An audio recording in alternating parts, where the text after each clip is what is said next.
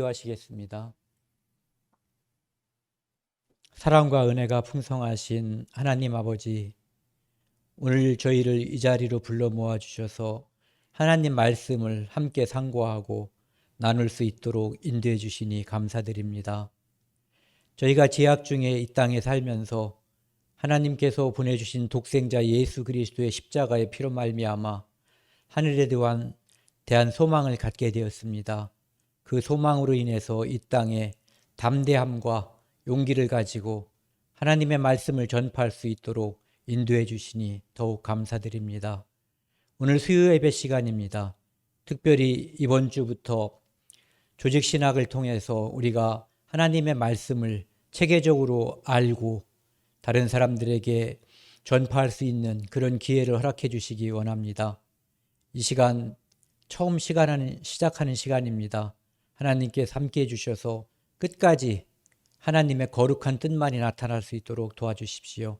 이 모든 말씀 우리를 사랑하시는 예수 그리스도 이름으로 감사하며 기도드렸습니다. 아멘. 안녕하세요. 오늘은 지난주에 말씀드린 것처럼 조직신학 이 책을 이제 함께 하려고 합니다. 이 책이 이제 52주 완성, 그러니까 한 1년 정도 이렇게 매주 한 장씩 하면은 1년 정도 걸리는 것으로 다 되어 있습니다. 평신도를 위한 조직신학. 이게 정기화 씨가 지은 책이거든요. 아마 목사님인 것 같아요. 그래서 이 책을 하는데 이 책에 나와 있는 대로 그대로 하진 않을 겁니다. 다만 여기 나와 있는 이 순서대로 할 거고요. 어떤 것은 분량이 적으면 이제 2개 또는 3개를 합칠 거고 분량이 많으면 나눠서 할 수도 있을 것 같아요. 그래서 어쨌든 여기 나와 있는 52주 특별한 일 없으면 이것이 이제 마칠 때까지 한번 해보려고 합니다. 그래서 조직신학이라고 하는 것은 여기 나와 있는 것처럼 기독교에서 성경에 나타나는 중요한 주제, 교리를 논리적으로 체계적인 방법을 사용하여 서술하는 학문, 교리를 일목요연하게 하는 거예요. 그래서 이것을 보면은 하나님이 누구신지, 예수님이 누구신지, 구원이 무엇인지 이런 것들에 대해서 기독교에서 가장 중요하다고 하는 핵심적인 내용들을 이 성경에 많은 곳에 이렇게 나누어져 있잖아요.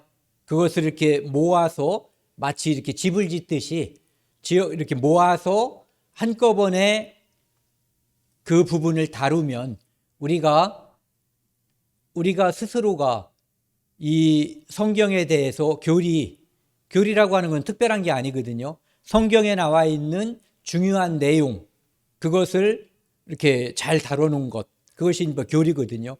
그러니까 교리라든지 조직신학이라든지 이런 것들에 대해서 이 크리스찬들이 약간 거부 반응을 나타내는 경우도 있어요. 왜 이 성경을 배우면 되는데 그런 것을 하는가 이렇게 생각할 수도 있거든요. 그런데 교리든 조직신학이든 바로 이 성경에 바탕을 둔 거거든요. 이 성경을 좀 더 일목요연하게 알고 다른 사람들에게 설명하기 위해서 내가 잘 알아야만 설명도 체계적으로 할 수가 있잖아요. 그래서 이제 배우는 학문, 그래서 생긴 학문이 조직신학이고 그래서 우리가 그 조직신학을 배우게 되는 거거든요. 그래서 교리를 일목요연하게 정리한 것 이렇게 생각을 하셔도 돼요. 그 다음에 또 신학 전반의 역사적 이해와 신학적 방법과 문제점 등을 여기 보시면은 합리적, 이론적, 체계적, 종합적 이해하고 분석하는 학문. 또 이 학문이라는 말에도 우리가 약간 거부 반응을 가지고 있어요. 성경이 학문일까?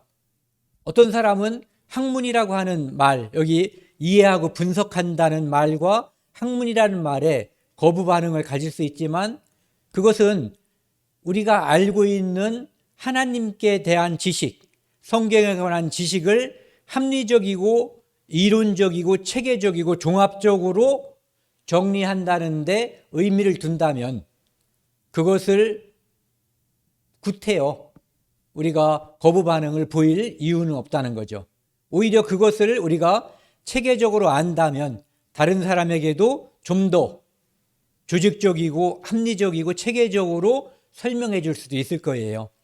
그래서 이 조직신학을 의해서 이제 조직신학이고요. 이렇게 부르는데 유럽에서는 이걸 교의학이라고 하더라고요. 그러니까 그 가르치는 것에 올바로 가르치는 또는 가르치는 내용을 올바르게 하는 학문. 그래서 영미권에서는 이제 미국이라든지 이쪽 영국에서는 조직신학이라는 용어를 선호하고 유럽에서는 그러니까 유럽은 영국을 제외한 유럽 땅덩어리를 말하는 것 같아요. 거기서는 교의학, 뭐 도그매틱스 이런 용어를 더 많이 선호해서 사용하는 것 같아요. 그래서 조직신학의 대상은 기독교 신학이에요. 신앙. 우리가 믿고 있는 신앙의 대상이 바로 조직신앙의 대상이 된다는 거죠. 또는 기독교의 신앙의 내용. 그냥 크게 말하면 성경 전체라고 보면 돼요. 성경 전체에서 가장 중요한 교리들. 그래서 이 조직신학은 초기에는 이단 또는 이교와의 진리 논쟁에서 변증, 이 성경이 하나님 말씀이다. 그리스도께서 하나님께서 보내주신 독생자다. 이런 것들을 변증하는 과정을 통해서 이렇게 체계적으로 조직화시킨 거예요. 그렇지 않고는 성경을 처음부터 넘겨가면서 설명하다 보면은 너무 방대하고 그 설명이 조직적으로 이루어지지 않을 수가 있거든요. 그래서 초기에 이렇게 이루어졌고 나중에는 성경에 계시된 진리의 전 영역을 체계적으로 정리했다. 아마도 그래서 조직신학의 첫 부분은 아마 기독론, 즉 예수 그리스도가 하나님의 아들이다. 그분이 이 땅에 오신 것은 이제 구약의 선지자들을 통해서 예언이 되어 있고 그분이 이 땅에 우리의 죄를 대속하기 위해서 오셨고 십자가에 못 박혀서 돌아가셨고 그분이 죽음을 이기시고 부활하셨기 때문에 우리는 이제 죄와 죽음으로부터 해방되었다 하는 내용이 초기 조직신학의 이제 주된 내용이었을 것 같아요. 그리고 이제 조직신학 책, 그것에 이제 예를 든 게 두 가지가 나와 있는데 하나는 토마스 아퀴나스의 신학대전, 그리고 우리한테 더 익숙한 켈뱅이라고 하는 분의 기독교 강요, 이런 것들이 조직신학 책의 하나인 것이죠. 그래서 대부분의 조직신학들이 이제 이런 식으로다가 정리가 되어 있어요. 처음에 서론, 그 다음에 하나님에 대해서 신론, 두 번째는 인간론 또는 인죄론, 인간이 어떻게 죄인이 되었는가, 그리고 인간은 지금 어떤 죄인인가에 대해서 다루는 거죠. 그 다음에 그리스도에 대해서 기독론, 구원론, 교회론, 종말론 또는 내세론. 그래서 결국은 하나님께서 이 세상을 창조하고 사람을 창조했다. 그런데 인간이 죄를 지음으로써 하나님께서 우리를 긍휼히 여기셔서 그리스도를 보내주셨다. 그분이 우리를 위해서 십자가에서 우리의 모든 죄를 대속하고 부활 승천했다. 그래서 탄생한 것이 이 땅에 그 그리스도의 몸된 교회다. 교회는 종말론적으로 예수 그리스도께서 이 땅에 다시 오실 때 그분과 하나가 될 것이며 그리고 영원한 천국에서 영원토록 함께할 것이다. 이런 것이 이 조직신학에서 다루고 있는 내용이고 체계라고 보면 되죠. 그래서 이 순서대로 우리가 복음과 내세관을 설명할 수가 있어요.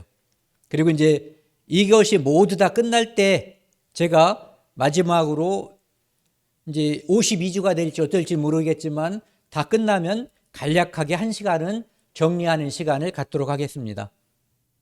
오늘은 그 첫 번째 시간으로 서론이 있거든요. 서론에는 4챕터가 있어요. 4장으로 되어 있는데 첫 번째는 종교, 일반적으로 종교라는 표현을 쓰는데 저는 이제 가로 열고 기독교 이렇게 이렇게 했고요. 계시, 그 다음에 세 번째는 영감, 네 번째는 성경의 속성. 그래서 오늘은 종교, 기독교에 대해서 나누는 그런 시간을 갖겠습니다. 종교의 본질이라고 하는 게 이제 첫 번째로 나오는데요. 종교라고 하는 것이 무엇인가? 무엇이 종교인가? 이런 거죠. 종교라고 하는 단어를 이제 이렇게 분석을 해보면은 종자는 산스크리트어, 그러니까 예전에 인도에서 있었던 이제 언어의 하나죠. 거기에 보면은 시다 안타라고 하는 말이 있는데 익숙하지 않죠. 저도 뭐 그냥 찾아서 적어 놓은 거예요. 이것을 불교에서 이 단어를 불교에서죠. 불교에서 그리고 중국에서 종자로다가 번역을 했다는 거예요. 종. 이 종자라고 하는 의미는 이거에 시다 안타라고 하는 말에서 유래했는데 그 의미는 진리의 궁극적인 경지. 그러니까 종교라고 하는 것은 진리의 궁극적인 경지와 관련이 있다. 그러니까 근본적인 의미로 따지면은 이 세상에 많은 종교가 있지만 진리의 궁극적인 경지와 맞닿아 있는 종교는 기독교밖에 없는 거죠. 그래서 이 종자는 마루라는 의미를 가지고 있어요. 마루라는 거 아시죠? 이렇게 언덕이 있으면 이 언덕의 가장 꼭대기, 여기를 마루라고 하잖아요. 그러니까 가장 높은 경지를 말하는 거죠. 그리고 일의 근원, 어떤 일이 어떻게 시작됐는지, 일테면은 창세기가 성경에 나와 있는 게 모든 일과 사건의 근원이면서 근본이 되는 거죠. 그 모든 일을 시작하신 분이 하나님이시니까 그분이 이제 근본이 되는 거고요. 그 다음에 이 종자가 이 마루 종자라다 보니까 맨 꼭대기다 보니까 으뜸. 그러면서 여기에 제사라는 의미를 또 가지고 있어요. 그러니까 종교라고 할 때 이 종자는 제사라는 의미도 포함하고 있다는 거죠.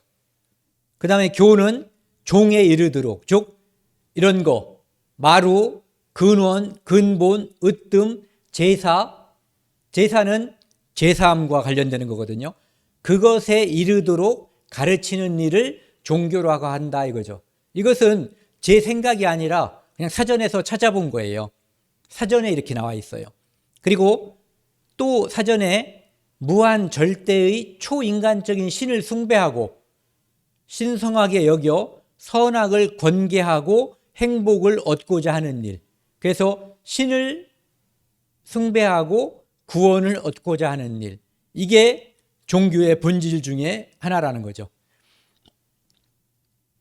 그 다음에 또 다른 정의는요, 하나님과 사람 사이에 맺어진 의식적이고도 자발적인 영적 관계. 제가 조직신학에서 배운 거에는 이렇게 나와 있어요. 하나님과 사람 사이의 관계. 이것이 종교라는 거예요. 그리고 또 다른 정의는요, 하나님의 자기 계시에 의해 시작되고, 종교는 하나님께서 자기를 드러냄으로써 영원 전부터 존재하는 하나님께서 어느 순간에 무언가를 하시고 또 그것을 드러낸 거예요.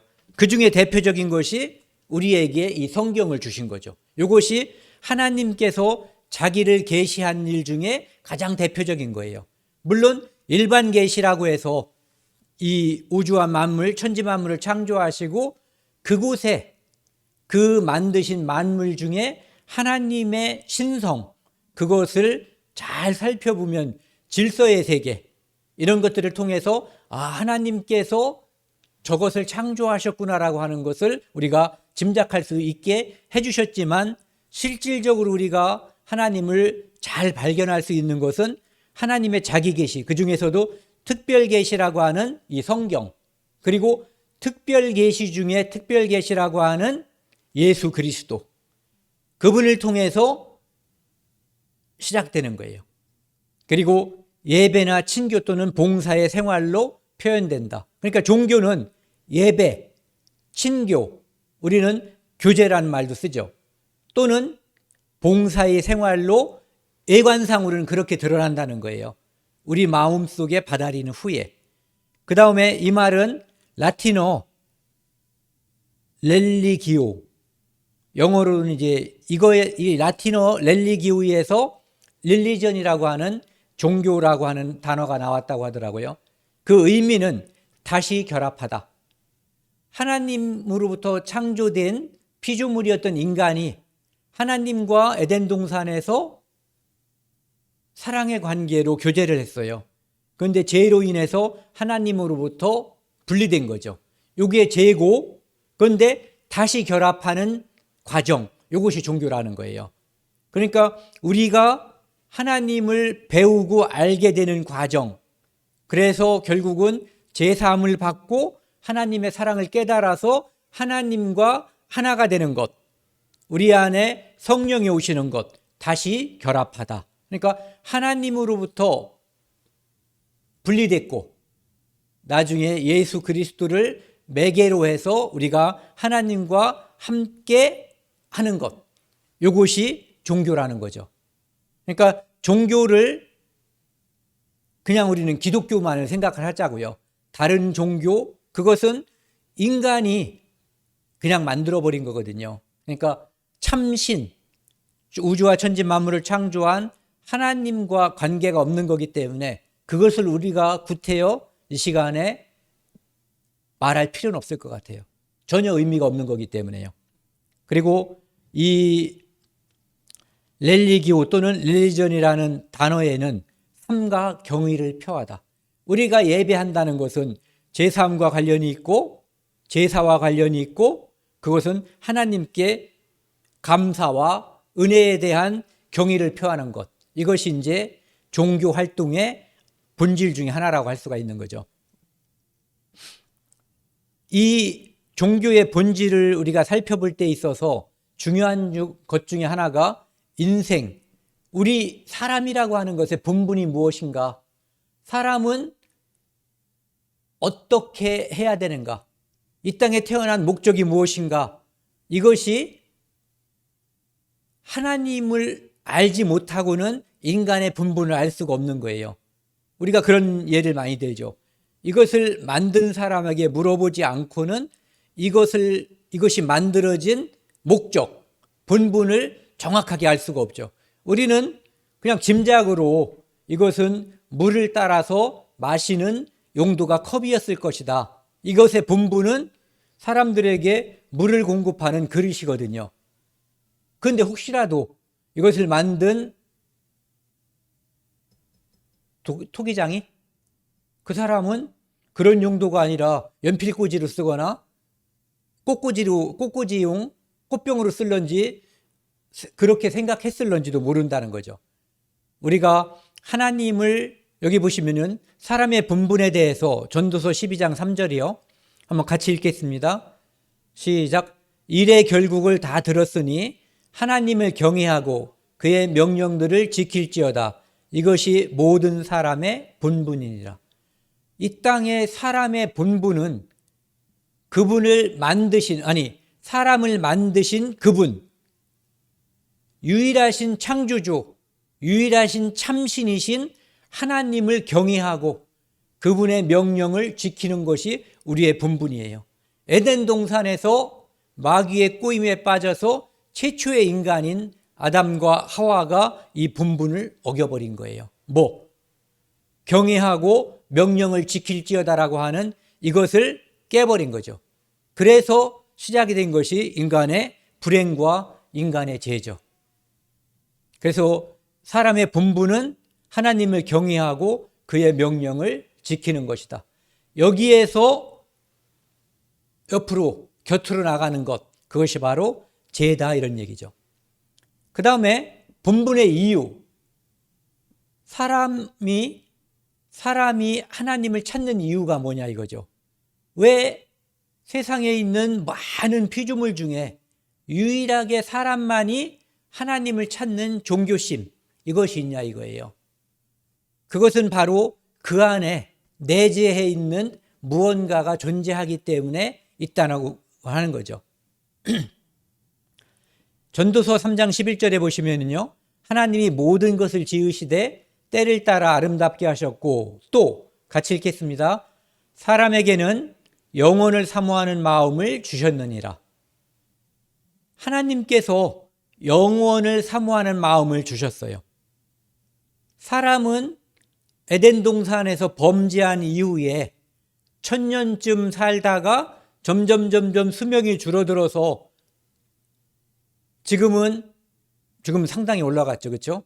예전에 다윗 시대에 70, 80이라고 성경에 기록되어 있는데 지금은 80, 90, 100세까지도, 또는 우리 이후의 세대에는 100세 이상을 살런지도 모르겠어요. 그런데 이렇게 유한한 육체에게 하나님께서는 영원한 것을 사모하는 마음을 주신 거예요. 그래서 내가 죽을 거다라고 하는 것을 모르는 사람들은 없어요. 다 알아요. 경험의 법칙. 그러니까 하나님께서 한 번 죽는 것은 사람에게 정하신 것이라고 하는 하나님의 말씀을 몰라도 사람들은 자기 자신이 죽는다는 걸 알아요. 그런데 마치 영원히 살 것처럼 죽음을 거의 의식하지 않고, 심지어는 오늘 죽는 사람조차도 죽음을 별로 의식하지 않고 살아요. 왜? 그 안에 영혼을 사모하는 마음을 주셨는데, 이 안에 그렇게 할 수 있는, 그렇게 될 수 있는 영혼을 주셨거든요. 이 영혼은 하나님께서 하나님의 속성을 닮은 것이라서 영원한 거예요. 우리 육체는 유한한 거죠. 엄밀히 말해서 우리 모두는 오늘 태어난 아이도 시한부 생명이에요. 뭐 길게 잡아서 200년 안에 죽겠죠. 시한부예요. 그런데 그 안에 영혼을 사모하는 마음을 주셨는데 그 본체가 영혼이라는 거죠. 이것을 하나님께서 넣어주셨기 때문에 그분을 찾고 그분을 찾지 않으면 만족하지 않고 행복하지 않게 되어 있는 거예요. 그래서 이 세상에 있는 어떤 누구도 하나님 예수 그리스도를 통해서 하나님을 발견하고 구원을 얻지 않은 모든 인간은 항상 불만족하고 행복하지 않아요. 만족이 있을 수 없어요. 그런데 예수 그리스도를 통해서 영생이라고 하는 선물을 얻은 사람들은 지금 형편이 다른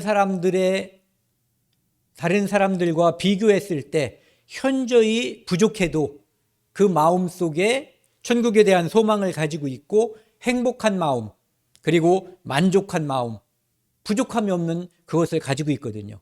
그것은 그리스도인들이 가지고 있는 모순에 해당되는 거예요. 행복할 수 없는 것 같은데, 만족할 수 있는 요소가 없는 것 같은데 그들은 행복해하고 만족해하거든요.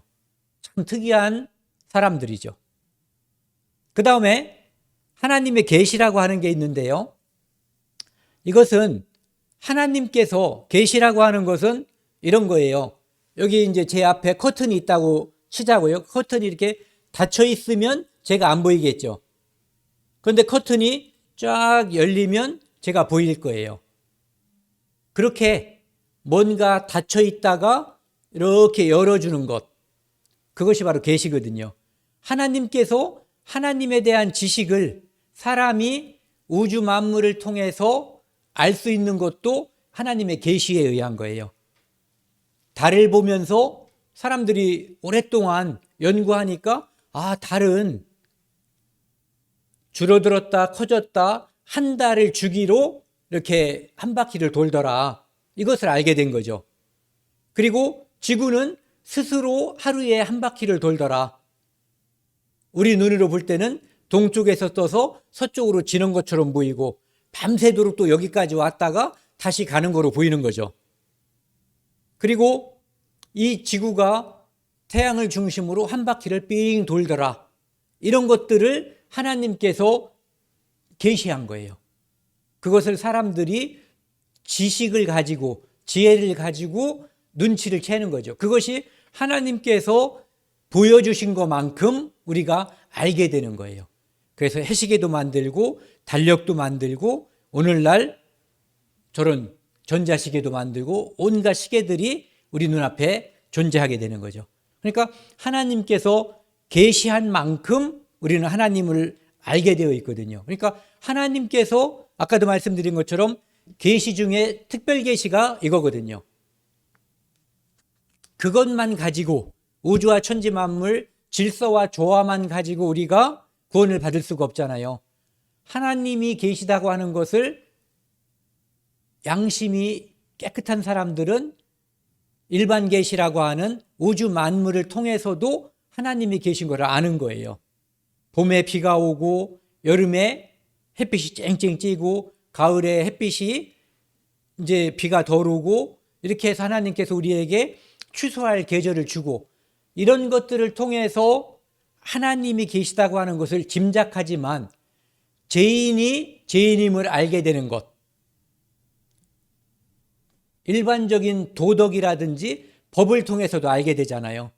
그런데 진실로 우리가 하나님 앞에 용서받아야 하는, 용서를 빌어야 하는 불쌍한 존재라고 하는 것은 성경, 즉 특별계시를 통해서 알게 되는 거죠. 그리고 특별계시를 통해서만, 성경을 통해서만 우리가 구원에 이를 수가 있는 거예요. 구원에 이를 수 있는 유일한 길은 예수님인데 예수님에 대해서 특별하게 열어서 보여주는 계시가 성경에 나와 있는 거죠. 그러니까 성경을 통하지 않고는 구원을 받을 수가 없는 거예요. 그래서 하나님께서 인간에게, 사람들에게 자기 자신의 뜻과 계획을 보여주시는 것, 그것이 이제 계시가 되는 거죠. 그래서 로마서 1장 20절, 19절, 20절에 보면은요, 이는 하나님을 알 만한 것이 그들 속에 보임이라. 사람에게 하나님을 알 수 있는 것이 씨앗이 있다는 거예요. 그것이 바로 양심이고 영혼이고 여러 가지가 존재하는 거죠. 하나님께서 이를 그들에게 보이셨느니라.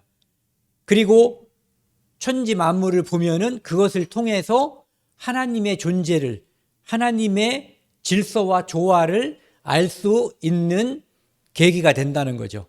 그래서 창세로부터 그의 보이지 아니하는 것들, 곧 그의 영원하신 능력과 신성이 그가 만드신 만물에 분명히 보여 알려졌나니, 하나님께서 그 만물을 보면 양심적으로 하나님이 없다라고 말하기 어렵다는 거예요.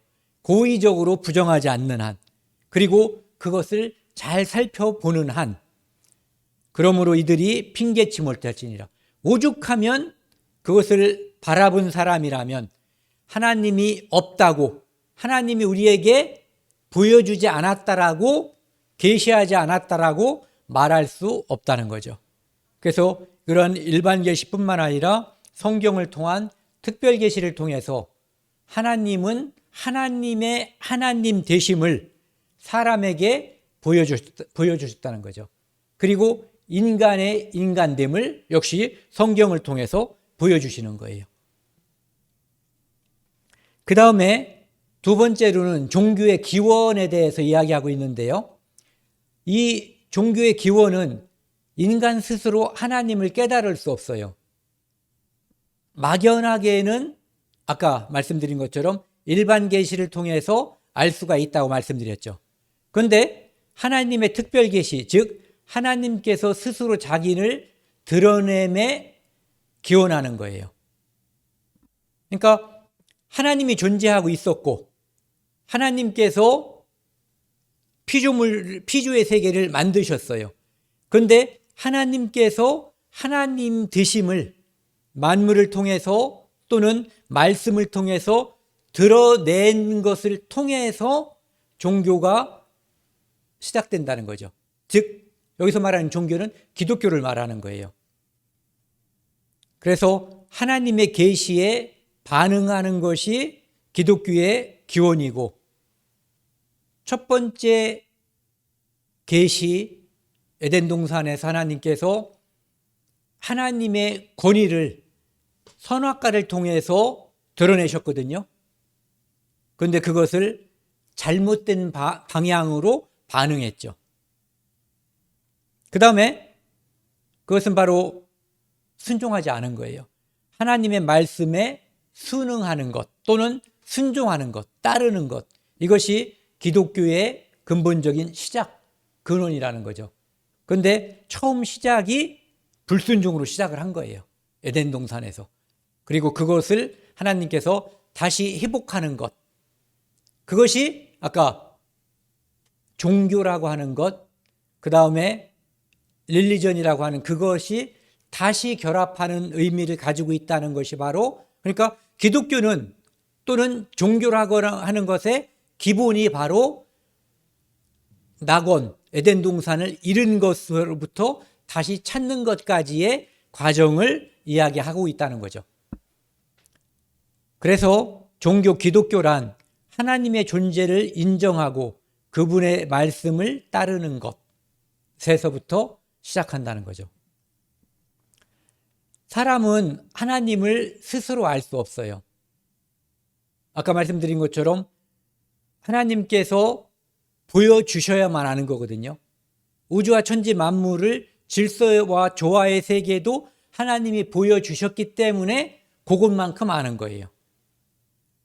그러니까 피조물인 사람이, 인간이 하나님을 완전하게 알 수 있다, 또는 하나님께서 주신 이 성경을 다 알 수 있다라고 말하는 것은 심각한 문제예요. 매우 교만한 문제가 되는 거죠. 그분이 계시한 것도 우리는 다 이해를 못해요. 고린도전서 1장 21절에 보면은요, 하나님의 지혜에 있어서는 이 세상이 자기 지혜로 하나님을 알지 못하므로, 하나님께서는 이 세상에서 내가 이 머리를 아무리 많이 동원해서 굴려도 내 스스로의 능력으로 하나님을 알지 못한다라고 말씀하고 있는 거예요. 그러면 어떻게 하느냐? 하나님의 지혜를 빌려야 되는 거예요. 그분이 보여주시는 만큼, 그분이 열어주시는 만큼만 우리는 하나님을 알 수가 있는 거죠. 그리고 그러면은 누가 하나님을 알 수 있나? 이 세상에 수많은 사람들이 있지만 그 사람들이 다 하나님을 알지 못하거든요. 그럼 누가 알 수 있냐면은 마태복음 11장 27절에 보면은요, 내 아버지께서 모든 것을 내게 주셨으니 아버지 외에는 아들을 아는 자가 없고 아버지가 아들을 알고 아들은 아버지를 아는 거죠. 아들과 또 아들의 소원대로 계시를 받은 자 외에는 아버지를 아는 자가 없느니라. 여기 보시면은 아들의 소원대로, 여기를 뺀다고 치더라도요, 계시를 받은 자 외에는 아버지를 아는 자가 없다, 이렇게 되어 있어요. 그러니까 계시라고 하는 것이 무엇인가 하면은 결국은 하나님께서 우리에게 하나님을 알 수 있게끔 열어주신 것, 결국 궁극적으로는 그것이 성령께서 우리 안에 오셔서 예수 그리스도의 구원의 사역, 십자가의 사역을 알게 해주시는 거거든요. 그러니까 그래서 고린도 전서 12장 3절에 보면은 성령으로 말미암지 않고는 예수 그리스도를 주라고 시인할 수 없다라고 되어 있거든요. 그러니까 여기 나와 있는 계시는 결국은 성령께서 우리에게 인도해 주시는 것, 우리에게 각인해 주시는 것, 알려주시는 것, 이거라고 볼 수 있는 거죠. 그러니까 성령의 계시를 받지 않은 자는 하나님을 알 수 없다. 그러니까 하나님이 예수님이고 예수님이 하나님이시라면 결국은 성령을 통해서만 우리는 예수님도 하나님도 알고 있고 알 수가 있고, 내 안에 들어있는 성령께서 그것을 가르치고 기억나게 해주시는 거예요.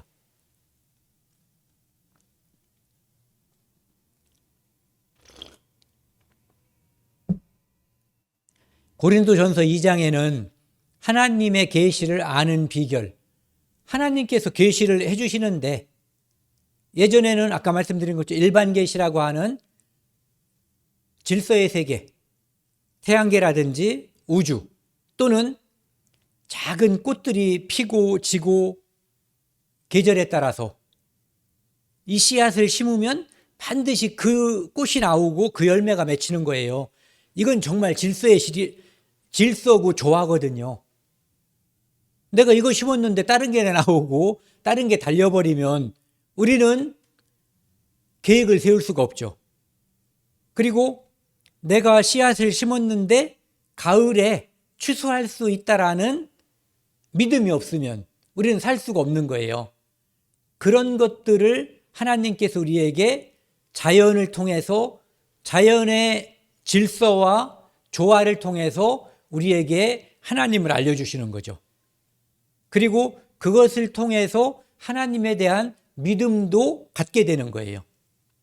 근데 하나님의 계시를 아는 비결, 여기서 나와 있는 이 비결은 아까 말씀드린 일반 계시가 아니라 특별 계시, 성경을 통해서 우리가 구원을 얻는 문제, 예수 그리스도, 특별 계시 중에 특별 계시인 예수 그리스도를 통해서 구원을 받는 문제, 그 문제를 말하는 거거든요. 12절부터 14절까지 천천히 한번 같이 읽겠습니다. 우리가 세상의 영을 받지 아니하고 오직 하나님으로부터 온 영을 받았으니 이는 우리로 하여금 하나님께서 우리에게 은혜로 주신 것들을 알게 하려 하심이라. 우리가 이것을 말하거니와 사람의 지혜가 가르친 말로 아니하고 오직 성령께서 가르친 것으로 하니 영적인 일은 영적인 것으로 분별하느니라. 육에 속한 사람은 하나님의 성령의 일들을 받지 아니하나니 이는 그것들이 그에게는 어리석게 보임이요 또 그는 그것들을 알 수 없나니 그러한 일은 영적으로 분별되기 때문이라. 여기 보시면은 오직 하나님으로부터 온 영, 이게 바로 성령이죠. 우리 안에 와 계신 성령, 이분이 오심으로써 우리는 하나님과 육신을 가진 우리가 합체가 된 거예요. 임마누엘이 된 거죠. 그분이 내 안에 있기 때문에 내가 하나님의 비밀인 그리스도를 알게 되는 거예요. 하나님의 비밀인 그리스도를 성령이 오지 않으면, 그분이 내게 와서 깨우쳐 주지 않으면 나는 그리스도를, 그분이 하나님의 아들이고 그분이 이 땅에 오신 대속물이고 대속제물이고 우리들을 구원하기 위해서 이 땅에 오신 어린 양, 유월절 양이라고 하는 것을 우리는 내 지혜로 알 수가 없는 거예요. 그래서 우리가 이 땅에서 믿노라라고 말하는 것, 내가 예수 그리스도를 믿는다, 내가 하나님을 믿는다, 성경을 믿는다라고 고백할 수 있는 이유는 바로 하나님의 영, 성령께서 우리에게 오셨기 때문에, 그분이 오셔서 하나님의 비밀을 알게 해주시고 깨닫게 해주셨기 때문에 이 계시가 우리에게 활짝 열려버린 거예요. 성령이 해주신 거예요. 하나님께서 우리에게 은혜로 주신 것들을 알게 하려 하심이라. 구원, 그냥 많은 것을 하나님이 주셨죠. 우주와 천지 만물을 창조하셨다는 그 자체도 하나님이 우리에게 주신 거잖아요. 그렇죠? 그런데 그것도 하나님의 성령께서 우리에게 오실 때 하나님이 천지 만물을 창조하셨구나 하는 것도 우리가 알게 되는 거예요. 그리고 여기 나와 있는 것처럼 우리가 이것을 말하거니와 사람의 지혜가 가르친 말로 아니하고 어떠한 지혜, 어떠한 학문으로도 이것을 알 수가 없어요. 우리가 쉽게 알 수 있죠. 노벨상을 받았든지 많은 학문을 했어도 예수 그리스도를 부인하는 사람들이 이 땅에 많아요. 왜? 그들은 아직 안타깝게도 그들이 가지고 있는 지식에 만족하고 예수 그리스도가 자기에게 오시지 않은 것에 대한 부끄러움이나 부족함을 느끼지 못하고 사는 거예요. 그분이 와야만 알 수가 있는 것, 그것이 있는 거거든요. 오직 성령께서 가르치신 것으로 하니 영적인 일은 영적인 것으로 분별하느니라. 하나님께서 만세 전에, 영원 전에, 창세 전에 가졌던 그 구속, 예수 그리스도 이 땅에 보내주셔서 범죄한 인간들을 다시 하나님의 사랑의 짝으로 오게 해주시는 것, 아까 종교라는 거에서 나왔었죠. 다시 결합하게 해주시는 그것을 하나님의 영인 성령이 우리에게 오기 전까지는 그 누구도 알 수가 없는 거예요. 깨달을 수가 없고 믿을 수가 없는 거거든요. 오직 그분에 의해서만 계시를 알게 되는 거죠. 그러니까 이 계시의 종국적인 마지막 비밀은 바로 예수 그리스도로 아는 거예요. 구원을, 영생을 우리에게 주시는 거죠. 은혜로. 16절에 14절에 육에 속한 사람은 이 땅에서 육신적인 것을 추구하는 사람, 영원한 것과 하나님의 나라가 아니라 이 땅에서 육에 속한 것들, 변하는 것들, 영원하지 않은 것들, 그거에 가치를 두고 거기에서 행복감과 만족감을 느끼는 사람들, 그들은 성령의 일들을 받지 아니하나니. 그래서 구원받은 사람들은 착해서 받은 것도 아니고 잘생겨서 무엇 때문에 받은 게 아니에요. 다만 이런 것들을 한번 생각해 볼 수 있을 거예요. 구원받은 사람들은 육에 속한 일, 그거보다는 내가 이 땅에서 어쨌든 하나님, 창조주, 그리고 영원한 것, 이런 것들을 추구하는 마음이 있을 때 성령께서 그것을 아시고 오시는 게 아닌가 그런 생각이 들어요. 이는 그것들이 그들에게는 어리석게 보이며, 교회 다니는 사람들, 진짜 믿는 사람들은 어리석게 여겨요. 왜? 바보로 여겨요. 이렇게 행복하고 즐겁고 쾌락의 세계가 있는데 어째 너희들은 그 즐거움을 모르고 그렇게 바보같이 사냐. 이렇게 우리가 불쌍하게 생각하는 것 그 이상으로 우리를 불쌍하게 여기기도 해요. 대화를 해보면. 그런데 그들은 우리를 어리석게 바라보거든요.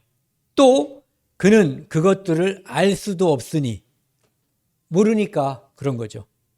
그러한 일은 영적으로 분별되기 때문이라. 성령이 와야만 분별할 수 있는 거예요. 그래서 우리는 이 땅에서 누가 구원받은 사람인지 구원받지 않은 사람인지 그가 솔직하게 자기 자신의 양심을 드러내면 짐작할 수가 있죠. 그리고 그들에게 이것을 전해줄 수가 있어요.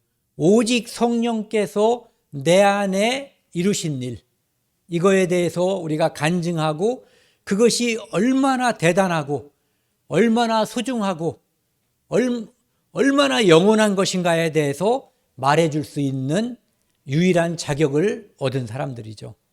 그래서 오늘 이 종교라고 하는 것, 서론에서는 아니죠. 조직신학에서 이 서론에서는 종교에 대해서, 그 중에서도 이제 이 두 가지에 대해서 종교의 기원 그리고 종교의 본질, 이 두 가지를 함께 했거든요. 그래서 다음 시간에는요, 오늘은 여기까지 하고요. 다음 시간에는 서론 중에서 오늘은 종교에 대해서 했고요. 다음에는 계시에 대해서. 그래서 다음 시간도 그렇고 앞으로도 계속 이 성경 말씀 위주로 제목은 이제 간략간략하게 이 책에 나오는 제목을 이제 순서를 지켜서 하겠지만 주로 이제 성경 말씀을 통해서 이것들을 함께 풀어나가고 함께 교제를 나누도록 하겠습니다. 같이 기도하시겠습니다. 하나님 아버지 감사합니다. 오늘부터 조직신학 책을 함께 나누는 시간을 갖고 있습니다. 오늘은 특별히 종교를 통해서 기독교란 무엇인지, 기독교의 본질, 하나님께서 이 땅에서 우주 천지 만물을 창조하시고 하나님께서 계시하신 만큼 우리가 성령을 통해서 그 모든 것을 바라볼 수 있고 알 수 있고 깨달을 수 있음을 함께 나누었습니다. 앞으로 계속되는 시간 동안에 우리가 하나님을 더욱 알고 하나님을 더욱 사랑하고 구원의 소중함을 더욱 많이 알아서 아직 구원받지 못한 사람들에게 복음을 전하고 그들을 불쌍히 여기는 마음이 더욱 커질 수 있도록 인도해 주시고 도와주십시오. 이 모든 말씀 우리를 죄악에서 영원히 용서해 주신 예수 그리스도 이름으로 감사하며 기도드렸습니다. 아멘.